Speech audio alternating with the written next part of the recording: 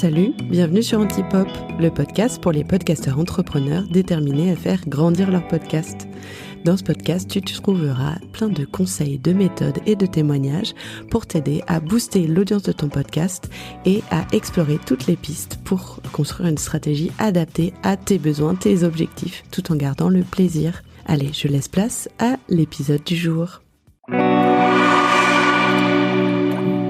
Bienvenue sur ce 3e épisode de la mini-série que j'ai consacrée à comment j'ai organisé un événement ambitieux en un minimum de temps grâce et avec les membres de ma communauté. Donc c'était en juin dernier, c'était un événement d'une demi-journée que j'ai voulu très exigeant dans le fond, dans la forme dès le départ.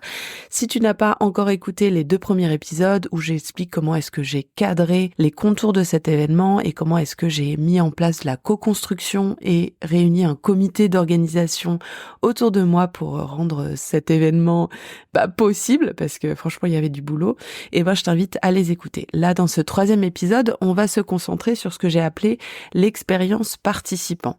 Vraiment, mon but, c'était de faire un événement qui soit hyper qualitatif, tant sur le fond et sur la forme. Donc, bien sûr, j'ai réfléchi à ce que j'avais envie de faire, ce qui allait m'amuser, ce qui était important stratégiquement pour moi de faire avec cet événement.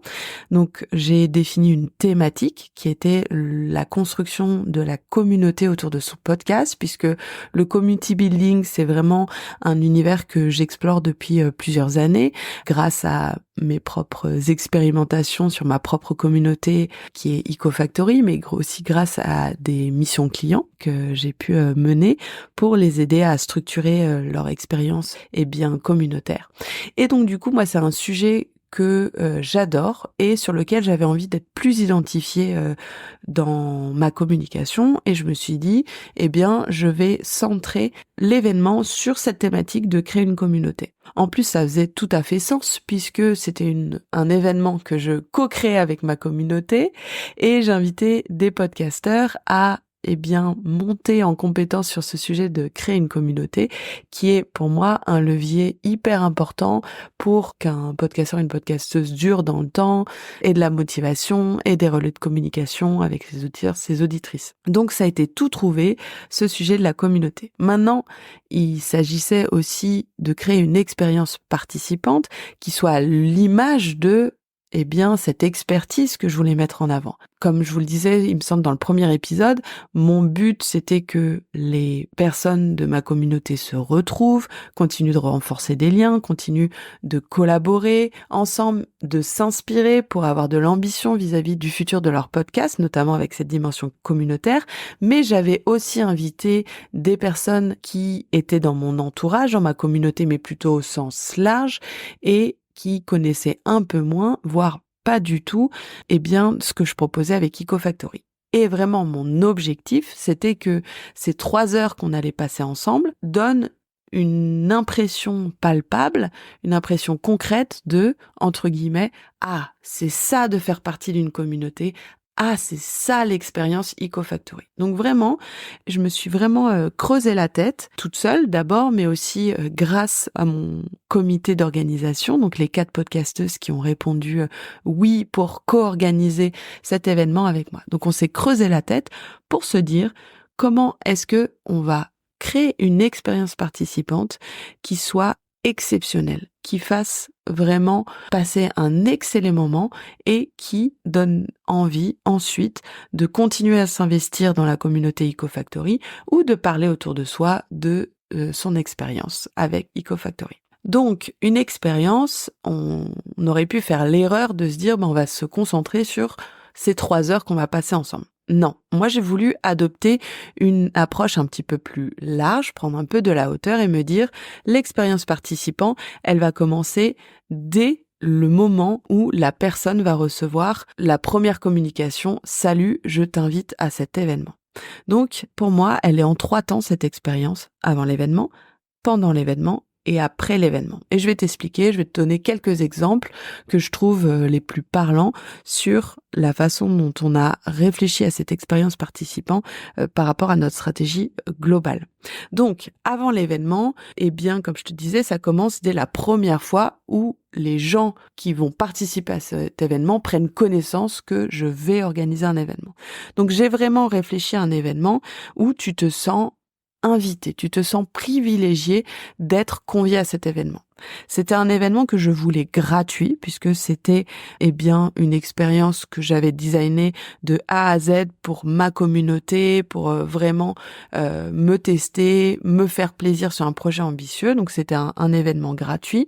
Mais le problème des événements gratuits, c'est que comme t'as pas payé ta place, le risque c'est que tu dises oui je viens et en fait les gens se pointent pas parce qu'il n'y a pas eu cet engagement financier quant à la participation. Donc je l'ai anticipé et toutes les personnes ont reçu un save the date que j'avais designé aux couleurs de ma marque avec un texte que j'avais écrit qui était assez inspirationnel sur d'une part la solitude qu'on peut ressentir en tant que podcasteur, podcasteuse. Cette solitude, elle peut coexister avec une envie très dans les tripes de connecter avec les gens parce qu'on a vraiment envie de s'exprimer sur un sujet, on a vraiment envie que notre histoire, elle soit partagée au plus grand nombre, on a envie de créer des liens et j'ai présenté cet événement de juin comme un moyen pour nous permettre de vraiment faire ce pas de je suis seule à mon micro à je construis ma communauté. Donc c'était un save the day qui disait construire une communauté autour de son podcast, de solo à son micro à une aventure collective.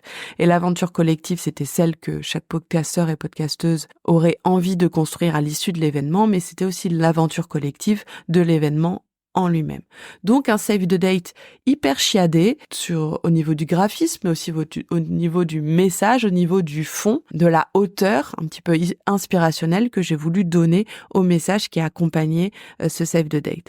Et donc du coup dans ce save the date, j'insistais vraiment sur le fait que je t'invitais toi, j'avais envie d'être avec toi, j'avais hâte de te voir, donc vraiment insister sur ce lien émotionnel avec toutes les personnes que j'invitais et aussi d'insister si tu peux pas venir, dis-le moi parce que le nombre de places est limité et j'ai besoin de savoir pour organiser au mieux qui sera là ou pas. Avant l'événement, j'ai envoyé aussi tout un tas d'emails avec un parcours photo, un peu un roman photo de comment est-ce qu'on arrive sur place dans le lieu où aurait lieu l'événement. Je vous en dis un tout petit peu plus après sur ce lieu. Et donc du coup, l'idée c'était vraiment de créer l'excitation, de faire monter l'enthousiasme, monter l'impatience et de présenter vraiment cet événement comme une fête, comme une occasion de se retrouver et que les gens viennent pour apprendre, mais viennent aussi pour passer un bon moment. Pour du coup faire monter la sauce et aussi pour que cet objectif que m'avait soufflé Solène lors de l'épisode numéro 1 qui est tu veux que les gens ils sortent de cet événement et ils soient vraiment potes, je me suis dit il y a rien de pire, moi je partais de ma propre expérience, il y a rien de pire quand tu arrives à un endroit et tu connais personne et il y a ce flottement un peu bizarre où t'oses parler à personne et tout. Donc moi je me suis dit moi je veux vraiment que les gens arrivent sur place, ils aient déjà brisé la glace et donc j'ai créé un groupe WhatsApp qui était éphémère où les gens se sont présentés au fur et à mesure pour dire voilà qui je suis, de quoi parle mon podcast et pourquoi est-ce que le sujet de la communauté m'intéresse. Vraiment le but de ce groupe WhatsApp était très simple, c'est que les gens prennent connaissance des autres personnes qui seraient dans la place, in that place, dans la salle, et que en ayant connaissance de ces gens qui seraient là, ils aient envie d'aller leur parler le jour J. Et aussi créer une émulation un peu collective autour de cette thématique de la communauté, commencer à faire émerger plus des conversations, des questionnements, etc., etc.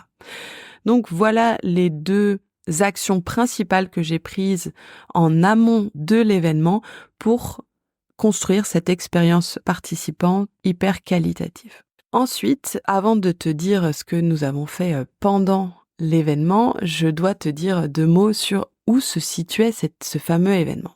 En fait, quand j'ai commencé à réfléchir à ce projet, je me suis dit, ce qui serait vraiment génial, c'est de trouver un lieu partenaire qui nous accueille, qui accueille cet événement et de trouver un lieu partenaire qui ait intérêt à tester ce sujet des événements, qui ait intérêt à se faire connaître auprès des podcasteurs indés qui font partie de la communauté EcoFactory. Donc j'ai fait des recherches et je suis tombée sur un super studio qui s'appelle Feuille Blanche, qui est un studio de narration qui est à destination des dirigeants d'entreprises et aussi des marques.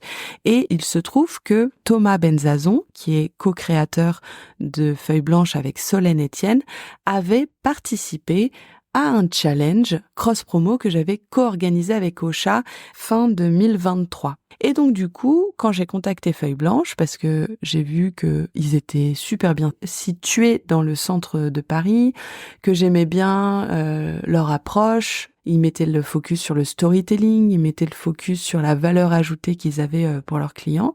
Je me suis dit, ah tiens, ils ont l'air cool ceux-là, en plus ils ont un studio, allons-y, contactons-les. Et du coup, je me suis rendu compte que Thomas avait participé au challenge avec Ocha et il l'avait aussi gagné. Donc je me suis dit, ah bah c'est chouette, avec Thomas on se connaît pas vraiment, mais il doit savoir un petit peu qui je suis, il doit voir aussi la façon dont je travaille, puisqu'il a participé au challenge que j'ai fait avec Ocha, dont on était super fiers et qui avait donné vraiment des super résultats.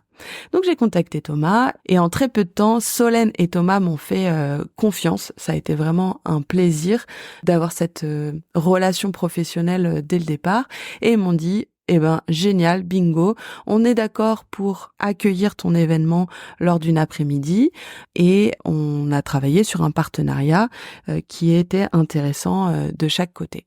Et donc du coup, ce lieu était vraiment au plein cœur de Paris et il se situait dans un lieu assez intimiste qui était les bureaux de Feuille Blanche. Et Feuille Blanche a un studio un studio professionnel avec une table, des micros, des caméras, etc. et puis une régie déportée juste à côté, mais aussi un open space dans lequel on pouvait accueillir une trentaine de participants. Donc on a réfléchi à comment est-ce qu'on allait utiliser l'espace pour séquencer la programmation de cet événement. Voilà un petit topo sur les lieux et c'est vrai que d'organiser un événement dans des bureaux, quel que soit en fait l'endroit où on organise un événement, c'est important de s'y rendre avant et de réfléchir aussi dans l'espace qu'est-ce que vous allez proposer à vos participants. Donc nous c'est ce qu'on a fait et je me suis souvenue du bon conseil de Solène qu'elle m'avait donné dans l'épisode 1 qui était c'est très important de soigner l'arrivée des participants et de faire en sorte qu'il n'y ait pas ce moment de flottement où ils arrivent, ils savent pas trop à qui parler, etc. Donc, avec le comité d'organisation, on s'est dit, qu'est-ce qu'on fait dès l'arrivée? Eh bien, il y avait une personne qui les attendait avec une étiquette, avec le nom de la personne et aussi le nom de son podcast. Ils avaient une enveloppe dans laquelle ils trouvaient un certain nombre de fiches Bristol sur lesquelles j'avais écrit des énigmes ou des actions, un peu un principe de gamification, et ils avaient aussi un ruban de couleur. Et donc du coup, ils avaient dès le départ une consigne qui est ouvre ton enveloppe, retire la première fiche Bristol et tu vas avoir une question icebreaker, brise-glace, à poser aux gens que tu vas rencontrer. Et également, ce ruban que tu as, mets-le autour de ton poignet et essaye de trouver les autres personnes qui ont la même couleur parce que vous aurez au cours de l'événement un challenge à accomplir ensemble. Et donc du coup, tu vois, dès l'arrivée, il y a quelqu'un qui les accueille, ils ont une étiquette, ils ont une action simple à faire pour engager la conversation et s'ils ont besoin de trouver une autre excuse pour aller connecter avec des gens, c'est de regarder « Ah tiens, t'as quelle couleur de ruban ? Ah je sais pas ce qu'elle va nous demander, Anne-Claire, etc. » Donc c'était vraiment cet objectif de soigner la arrivée, que la personne se sente bien, se sente accueillie, se sente accompagnée dans cet objectif de vivre une aventure collective et avec moi, mon objectif de créer des liens entre les participants et participantes dès le départ. Donc ce système de ruban était très utile pour ça. Tu dois te demander qu'est-ce qu'ils ont fait avec ces rubans. En fait, avec Sophie, Sophie de Chivray de Au revoir podcast, eh bien, on avait mis en place un système de livres audio, un peu comme dans les mariages, il y a des livres d'or, où on explique, on donne un petit mot pour les mariés et tout. Bon, là, l'idée, c'est qu'on avait réfléchi à un livre audio qui était quelque chose que Solène, une autre personne du comité d'organisation, avait fait pour le mariage de sa meilleure amie. Et donc là, l'idée, c'était que Sophie, elle appelait tour à tour les équipes, l'équipe jaune, l'équipe verte, l'équipe rose, et elle disait rendez-vous dans le studio d'enregistrement, donc du coup le studio professionnel de Feuille Blanche, et elle posait à toutes les personnes de l'équipe jaune des questions déterminées autour du sujet de la communauté, du grand message avec lequel ils repartaient, etc. Donc ce système de livre audio, il clôturait l'événement et ça permettait de continuer à créer des liens, de déclencher des conversations puisque c'était des questions simples sur la communauté et ensuite les gens pouvaient dire « Ah tiens, toi t'as dit ça, t'as remarqué ça » et donc du coup c'était simple et efficace, on va dire. Également, Solène, elle m'avait donné le conseil il faut que tu crées des moments de vide, des moments de transition entre les différentes parties de l'événement. Donc, je vous ai dit, la thématique de l'événement, c'était construire une communauté. Mais du coup, moi, je l'ai construit en 3 étapes. Si vous avez bien écouté les épisodes précédents, vous savez que je me suis formée à la prise de parole en public en vue de cet événement. Donc, j'avais décidé d'ouvrir cet événement avec une espèce de speech, un peu un TEDx, pas aussi bien qu'un TEDx, mais et un peu plus court, mais vraiment ce côté, je prends la parole toute seule. J'ai construit mon discours et j'avais écrit un discours en première partie autour de moi, mon rapport à la communauté et avec une anecdote que j'ai appelée le syndrome de la chanteuse de supermarché, que vous avez peut-être déjà découvert en lisant ma newsletter, mais qui explique que parfois, on attend que quelqu'un nous donne la permission de faire des choses et en fait, on peut le faire nous-mêmes. Et moi, cet événement-là, c'est quelque chose que j'avais en tête depuis très longtemps et j'expliquais mon processus intérieur, même mental, de quand j'ai eu le déclic de « Non, mais meuf, tu peux être ambitieuse, ce genre d'événement, peut-être que tu aurais envie d'être invitée comme speaker à tel ou tel événement, fais-le, ton propre événement. » Et un peu sur le principe de le meilleur moyen d'être invité à une fête, c'est de l'organiser soi-même. Et donc, j'ai fait un peu une métaphore sur ce sujet-là. Donc, première partie, je suis seule au micro et les gens découvrent un petit peu l'intention avec laquelle j'ai organisé cet événement avec une touche plus émotionnelle, plus inspirationnelle. En partie 2, j'avais organisé une table ronde avec Aurélie Doré de Ceci est mon corps et Céline et Margot du podcast Entre nos lèvres qui ont des podcasts qui traitent du sujet du corps, de l'intimité, de la sexualité, mais qui ont ces 2 podcasts, 2 approches super différentes de la communauté. Donc j'ai animé une table ronde et les participants, ils pouvaient poser des questions à la fin de la table ronde par rapport à ce qui avait été abordé dedans. Et ensuite en partie 3, l'idée c'était d'inviter une personne qui avait créé sa communauté et qui avait vraiment une approche pratique, concrète de test and learn. Donc j'ai invité au micro l'excellente Flavie Prévost du podcast Le Board et qui a créé l'incubateur des solopreneurs, qui a vraiment une approche test and learn que j'aime beaucoup, qui est une personne super sympa avec qui je m'entends bien. Et donc je l'avais invité en 3e partie, mais c'est plus sur un format que j'ai appelé brainstorming collectif, talk participatif, où Flavie expliquait brièvement ce qu'elle avait testé dans une première partie plus courte et ensuite c'est les participants forts de toute cette réflexion soulevée en première partie, en 2e partie, qui disaient moi par exemple je suis très intéressée par une communauté mais je suis vraiment hyper introvertie et moi l'idée d'être au milieu de plein de monde, d'être au centre de l'attention, ça m'intéresse vraiment pas. Qu'est-ce que vous en pensez, Anne-Claire et Flavie? Donc vous voyez que j'ai créé aussi l'expérience participant d'un point de vue programmation éditoriale pour que au début ils soient un peu passifs, ils regardent, ils sont dans l'inspiration. Après la table ronde, on leur demande de plus participer en posant des questions. Et en partie 3, ils sont carrément invités à impacter le contenu de notre discussion avec Flavie et donc d'être vraiment dans une progression d'un engagement, d'une réflexion et se mettre de plus en plus à prendre le micro eux-mêmes. Vraiment l'idée c'était de passer de je suis un peu timide, j'arrive dans un événement à ça me donne des idées, j'ai envie de faire les choses et du coup je m'appuie sur les personnes qui sont sur scène pour passer à l'action, puisque c'est toujours moi mon objectif de faire passer les gens à l'action. Et enfin, dernier point qu'on a mis en place le jour J pour l'expérience participant, c'est que tu te souviens, j'avais prévu des moments de vide, des moments de transition, et donc pendant ces moments de vide, les gens ils avaient toujours leur fameuse enveloppe que je leur ai confiée en début d'événement, et en fait à chaque moment de transition, ils avaient une nouvelle fiche Bristol avec un sticker doré à gratter, un peu comme le Rapido, vous savez ce qu'on achète dans les tabacs, donc ils grattaient. Ils avaient une question à poser à leurs voisins. Après, ils avaient une deuxième fiche Bristol avec une autre énigme. Et l'idée, c'était de combler ces moments de trou et aussi de leur donner, les réveiller un petit peu en leur donnant un rôle actif dans la présentation. Ils sont pas assis sur leur chaise là comme ça, comme des chamallows. C'est vraiment de se dire vas-y. Pendant les moments de transition, discute avec ton voisin, crée des liens, essaye de parler de ce que tu as retenu parce que ça permet aussi de mieux intégrer les nouveaux apprentissages, etc. Voilà un petit peu pour... on avait prévu plein d'autres choses, mais mon idée, c'est de ne pas non plus faire un épisode qui va durer 1000 ans, parce que je pourrais en parler des heures. Et donc, voilà un peu les moments phares qu'on avait prévus pendant l'événement. Et ensuite, il faut pas oublier l'après-événement. C'est vraiment quelque chose qui est trop souvent négligé. Et moi, je le savais parce que j'aime bien participer à des événements et souvent, je suis un petit peu déçue.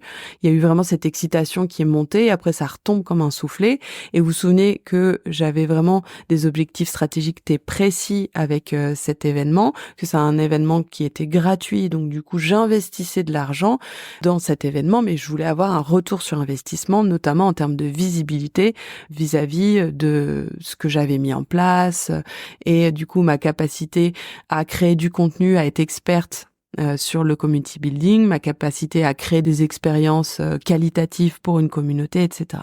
Et donc du coup l'idée c'était de proposer aux participants de cet événement de se faire les relais de communication de l'événement et du coup je leur ai envoyé un défi à partir des photos qui ont été prises le jour J, qui ont été faites par une super professionnelle qui s'appelle Anaëlle Duo, qui a pris des très beaux clichés. Et je leur ai envoyé une sélection et je leur ai dit choisissez une des photos de cette sélection et faites un récap de quels sont les grands messages avec lesquels vous partez et quels sont les engagements que vous prenez vous-même en tant que podcasteur, podcasteuse vis-à-vis de votre communauté. Vraiment, c'était dans cet objectif de les faire passer à l'action, de prendre un engagement public vis-à-vis de leur propre audience. Premier objectif, qu'ils repartent pas en mode « Ah c'était super, il y a eu plein d'idées, mais en fait, j'ai rien fait dans ma vie, ça n'a rien changé dans ma vie. » Moi, c'était important d'avoir un vrai impact, donc c'était pour ça que je leur ai donné ce défi, mais aussi avec l'idée que en ayant tous ces retours d'expérience, tous ces témoignages des participants et participantes, ça fasse connaître mon travail, mon approche à d'autres personnes. Et donc, ça a super bien marché puisque je crois la moitié des participants ont fait ce challenge avec la photo de l'événement plus les récapitulatifs des grands messages clés avec lesquels ils sont repartis. Et pour faciliter ce passage à l'action, d'écrire un post, etc., je leur avais préécrit un message type très structuré où vous avez juste à changer le nom de leur podcast, la thématique de leur podcast, etc.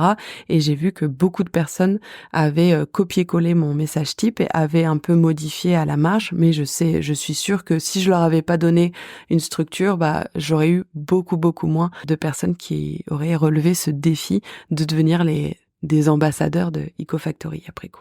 Voilà comment est-ce que j'ai créé l'expérience participant. Je suis curieuse de voir si ça vous a intéressé, si ça vous a donné des idées pour votre propre communauté. N'hésitez pas à venir m'en parler sur Instagram @ecofactory ou sur LinkedIn Anne-Claire Leca et on se retrouve dans le prochain épisode où je vais rentrer un petit peu plus en détail sur le dispositif de communication que j'ai fait puisque avec cet événement gratuit, j'avais un objectif de visibilité et fallait que je mette le paquet de ce côté-là. Allez, très vite. Merci beaucoup d'avoir écouté cet épisode jusqu'au bout. J'espère qu'il t'a plu et qu'il t'a été utile. Pour encore plus de conseils, je t'invite à t'inscrire à ma newsletter. Et si c'est déjà fait, viens partager avec moi sur Instagram ou sur LinkedIn les idées que ce podcast t'a inspirées. On se retrouve tout bientôt pour un nouvel épisode.